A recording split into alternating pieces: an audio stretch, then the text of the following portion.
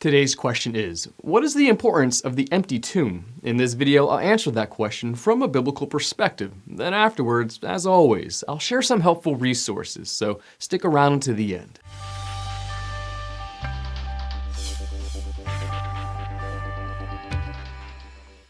From the earliest apostolic period, the reality of the empty tomb, the biblical truth that the tomb of Jesus of Nazareth was found empty by his disciples, has been at the center of the Christian proclamation.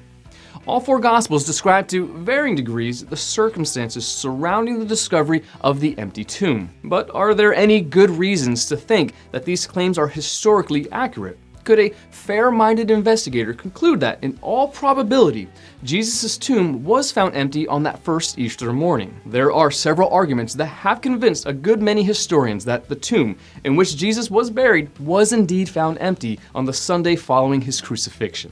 First, the location of Jesus' tomb would have been known to Christians and non-Christians alike.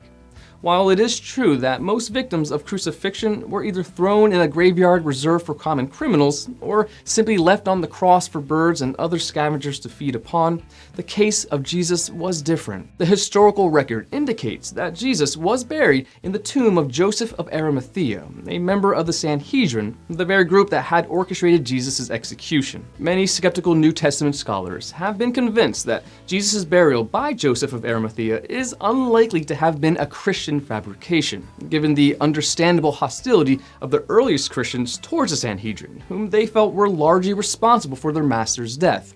It is unlikely that Jesus' followers would have invented a tradition about a member of the Sanhedrin using his own tomb to provide Jesus with a respectable burial. In addition, recent archaeological discoveries have demonstrated that the style of tomb described in the burial accounts in the Gospels was largely used by the wealthy and other people of the prominence. Such a description fits nicely with what we know of Joseph of Arimathea.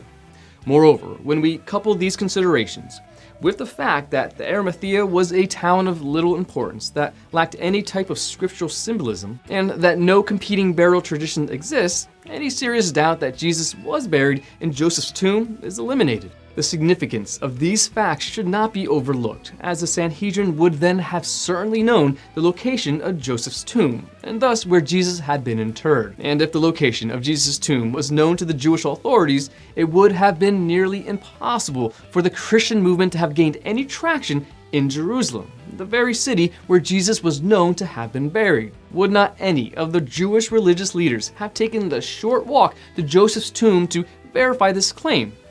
Did not the Sanhedrin have every motivation to produce Jesus' corpse, if it were available, and put an end to these rumors of a resurrected Jesus once and for all? The fact that Christianity began to gain converts in Jerusalem tells us that no corpse had been produced, despite the Jewish religious leadership having every motivation to produce one. If Jesus' crucified body had been produced, the Christian movement, with its emphasis on a resurrected Jesus, would have been dealt a lethal blow. Second, the empty tomb is implied in the early oral formula quoted by the Apostle Paul in 1 Corinthians chapter 15. While all four Gospels attest to the vacancy of Jesus' tomb, our earliest hint at the empty tomb comes from the Apostle Paul. Writing to the church at Corinth in approximately AD 55, Paul quotes an oral formula, or creed, that most scholars believe he received from the apostles Peter and James just 5 years after Jesus' crucifixion. Paul states, "For what I received, I passed on to you as of first importance, that Christ died for our sins according to the Scriptures, that he was buried, that he was raised on the third day according to the Scriptures, and that he appeared to Cephas and then to the 12. 1 Corinthians chapter 15, verses 3 through 5. When Paul writes that he was buried, that he was raised, it is strongly implied, given Paul's Pharisaical background, that the tomb in which Jesus was buried was empty. As a former Pharisee, Paul would have naturally understood that what goes down in burial comes up in resurrection.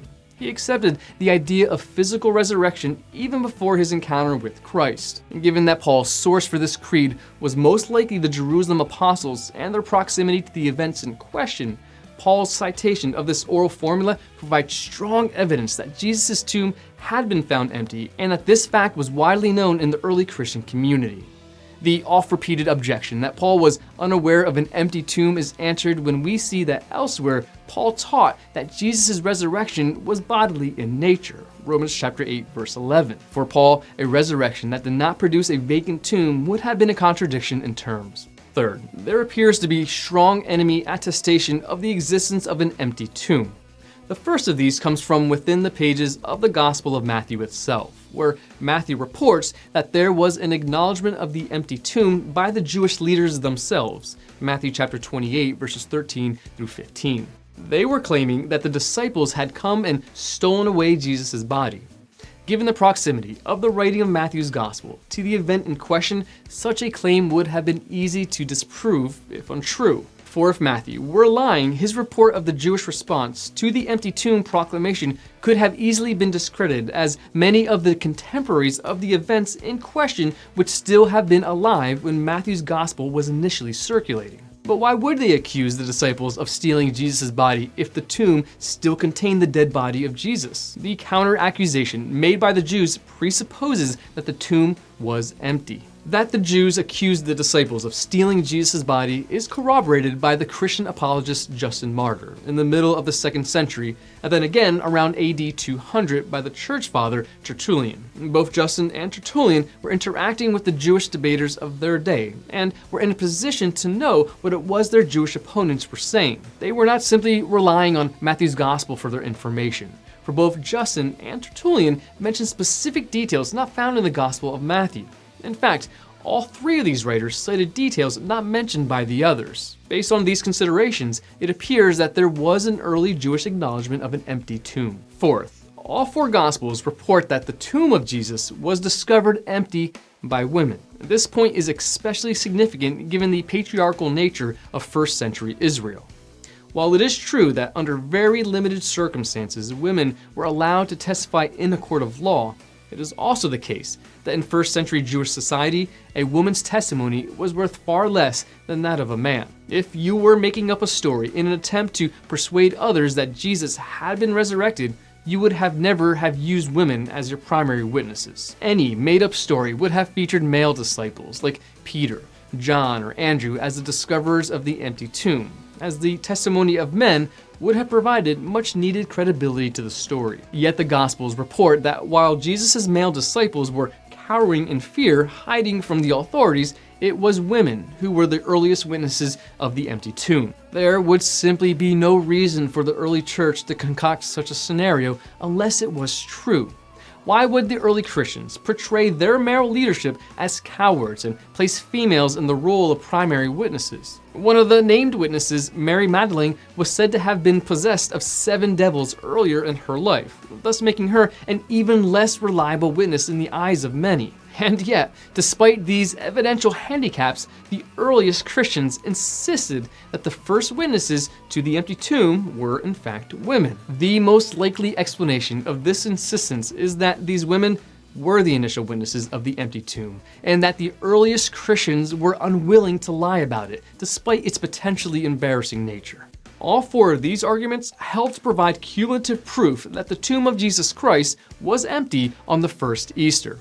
Particularly telling is the conclusion of historian Michael Grant, himself a skeptic of Jesus' resurrection. If we apply the same sort of criteria that we would apply to any other ancient literary sources, then the evidence is firm and plausible enough to necessitate the conclusion that the tomb was indeed found empty. Of course, there is more to the story than merely an empty tomb.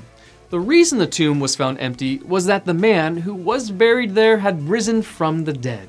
Jesus would not only vacate his grave, but appear to numerous people individually and in groups. And his resurrection from the dead would be the sure proof that he was who he claimed to be, the risen Son of God, our only hope of salvation. Want to learn more? Subscribe so you don't miss the next video. Visit gotquestions.org for more great content, and check out the details section below this video. There's one book I recommend, along with several related questions. If you'd like to learn about Bible Munch, or if you're interested in bite-sized devotionals, subscribe to Bible Munch on YouTube. It's linked right here. Now remember, got questions? The Bible has answers and will help you find them.